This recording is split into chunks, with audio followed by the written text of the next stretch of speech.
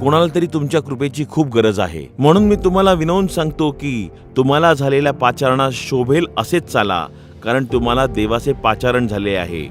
नेहमी नम्र आणि सौम्य व्हा, एकमेकांशी प्रेमाने वागा. तुमच्या प्रीतीमुळे एकमेकांच्या दोषांची भरपाई होईल.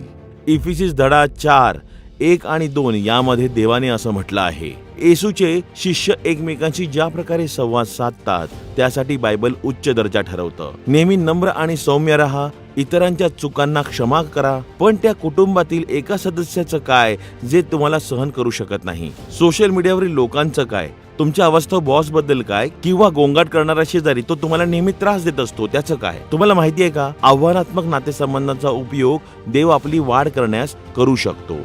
काही वेळा दुसऱ्यांमधील सर्वात वेडेपणाची वैशिष्ट्ये ही आपल्या स्वतःच्या उणीवा उघड करण्यासाठी एक शक्तिशाली मंत्र तयार करतं. जर आपलं लक्ष सतत दुसऱ्यांच्या दोषावर असेल किंवा आपण स्वतः त्या परिस्थितीतून किंवा त्या टोचणाऱ्या नातेसंबंधातून दूर करण्याचा प्रयत्न केला तरच आपण नम्र आणि सौम्य बनण्याची संधी गमावतो. आपल्यापैकी बहुतेक जण बक्षीस म्हणून स्वतःचं चारित्र्य सुधारण्यास अनिश्चित काळासाठी एखाद्याच्या वाईट वर्तनाचा सामना करण्यास प्रवृत्त होत नाही.